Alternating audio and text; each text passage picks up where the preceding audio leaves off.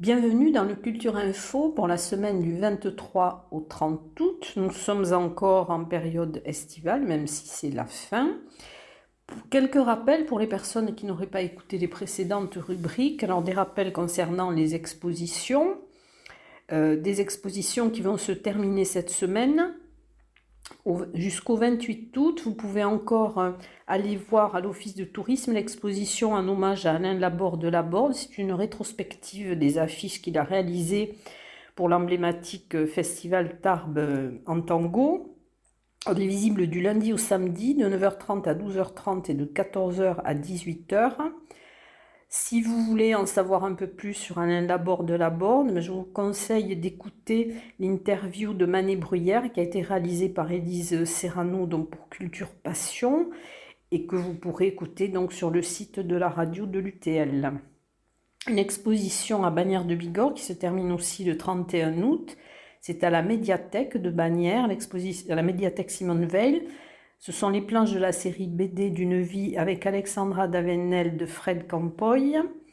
À la mairie de Cap-Verne jusqu'au 30 août, l'exposition photographique de Pierre Sempé, grand-papa, qui est dédiée à son grand-père et qui a été une figure emblématique tarbaise, Gabriel Sempé.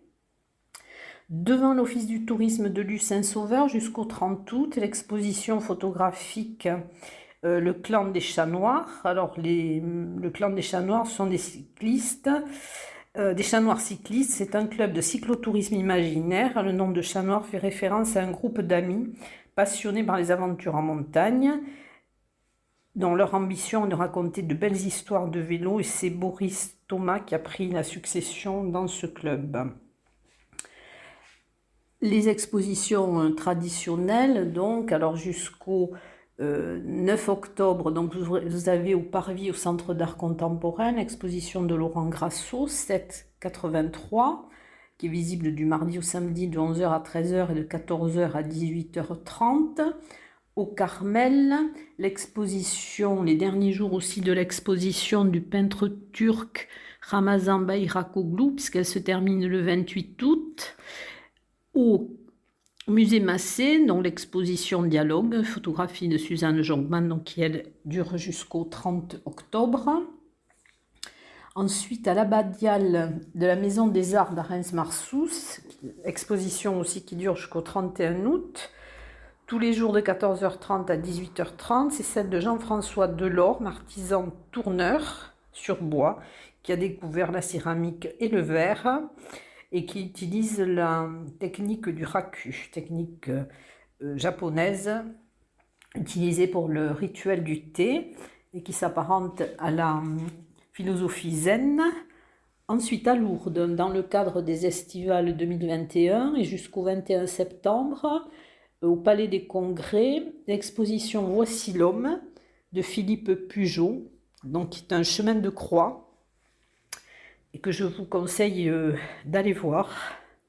Ensuite, jusqu'au 5 septembre, à la Maison des Sources de Mauléon-Barousse, l'exposition de sculpture de l'artiste aranaise Gloria Corona, qui utilise le marbre, le bois, le bronze et l'argile. Ensuite, à l'Escaladieu, donc dans le cadre des visites du samedi, pour l'exposition Bêtes curieuses, vous aurez donc une nouvelle visite guidée le 28 août à 15h. À l'abbaye de l'Escaladieu aussi, une soirée peut-être un petit peu originale. Le 24 août, de 20h15 à 21h15, vous aurez une visite au flambeau. À l'abbaye de l'Escaladieu, vous pourrez parcourir l'abbaye de nuit à la lueur des flambeaux et vous vivrez la soirée d'un moine à l'Escaladieu. Nous allons passer maintenant à la partie musique. Alors, il y a les 16e rencontres musicales de Cap-Verne du 25 au 28 août avec au programme, alors le 25 août à 21h, à l'église de Cap-Verne Village, un concert intitulé Couleurs d'été avec Jérôme Laran au saxo, Michael Hertzsched au piano. Le 26 août à 21h à l'église de Cap-Verne Village, Penser, chanter, danser. Donc au piano, ce sera Michael Hertzsched. Le 27 août à 21h à l'église de Cap-Verne-les-Bains, Fantasia, avec Jérôme Laran, Pedro Teixeira, Rie Yasui, Maxime Bazergue au saxo et Michel Herzsched au piano. Et le concert de clôture, donc le 28 août à 21h à la salle polyvalente de Cap-Verne, Fireworks avec l'Harmonie Junior des Hautes-Pyrénées et le C-Classic Orchestra sous la direction de Robert Valency. Le 27 août, alors un concert jazz et cuivre à 21h au café du village d'Anner, c'est organisé par Remue Ménage. Le 24 août à 21h à l'église Saint-Saturnin d'Argelès-Gazos, vous aurez l'ensemble polyphonique féminin Dounas de Corps. Dans le cadre des terrasses en fête à Bagnères de Bigorre, le 25 août à 19h sur l'esplanade de la médiathèque, un concert de jazz gratuit avec Little Big Bang 65. Le 28 août à l'église de Baudéan à 21h, le concert au Roja, Chante la liberté, ce sont des voix de femmes. Le 28 août au Moulin de Camalès, une soirée organisée par les Amis du Moulin sur le thème du jazz. Le 23 août à l'église de Cotteret, de 17h à 18h, le voyage musical autour des flûtes de Guy Angelos en compagnie de Bach, Bizet, Andersen, Vivaldi, Debussy ou Handel. Guy Angelos est flûtiste à l'orchestre symphonique de la garde républicaine. Il a été lauréat de la fondation Yehudi Menuhin. Le 24 août à 21h sur le parvis de la mairie de Cotteret, le concert Les Fantasques. C'est un groupe composé de cuivre, d'une batterie et d'un accordéon. C'est une formation musicale atypique. À Lourdes, alors dans le cadre des estivales, donc vous aurez le récital Bernadette de Lourdes jusqu'au 28 août à l'église Sainte-Bernadette. Donc c'est un extrait du spectacle Bernadette de Lourdes et c'est les jeudis, vendredis et samedis à 17h. Toujours à Lourdes, le 24 août à 20h30 au kiosque du Jardin des Tilleuls.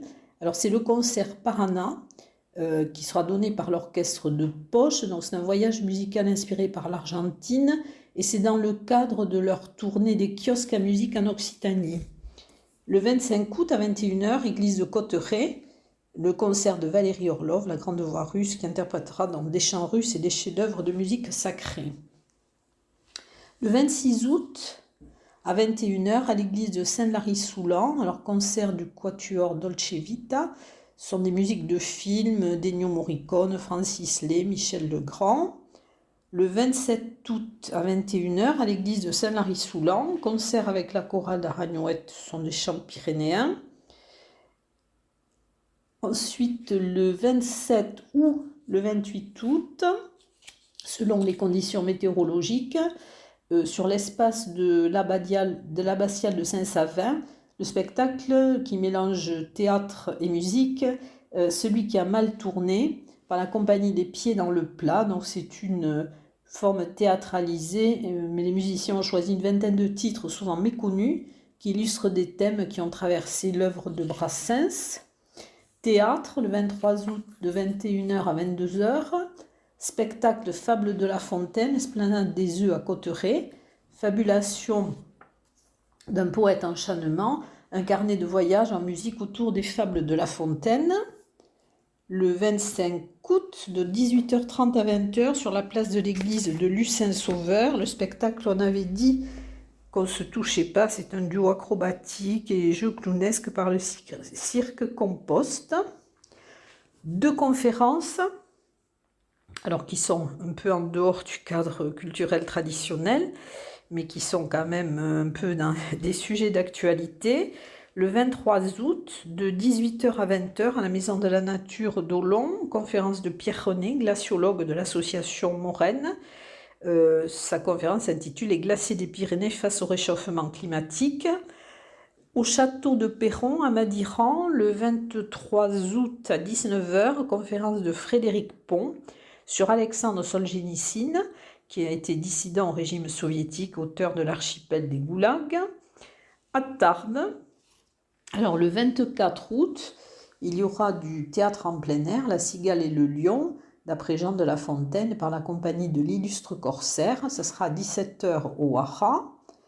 Le mercredi 25, un spectacle équestre Un été au Far West, épisode 8 d'Anouk Servin, à 15h au Hara. Ce même spectacle sera à nouveau donné le dimanche 29 à 15h au Hara. Alors, dans le cadre de la trilogie du milieu au cinéma du Parvis, donc vous aurez le dernier film, Le Boss, de Fernando Di Leo, qui sera projeté du 27 au 30 août. Et pour les Mordus de Polar, dont je rappelle que le prix 2021 sera décerné le 24 septembre et que vous pouvez donc participer à ce concours. Et vous pourrez trouver tous les renseignements sur le site de l'agglomération à bibliothèque.agglo-tlp.fr. Je crois avoir dit tout ce que j'avais en ma possession. J'espère que parmi toutes ces annonces, une trouvera grâce à vos yeux et que ça vous permettra d'aller voir quelque chose d'intéressant. En tout cas, je vous dis à très bientôt et à la semaine prochaine.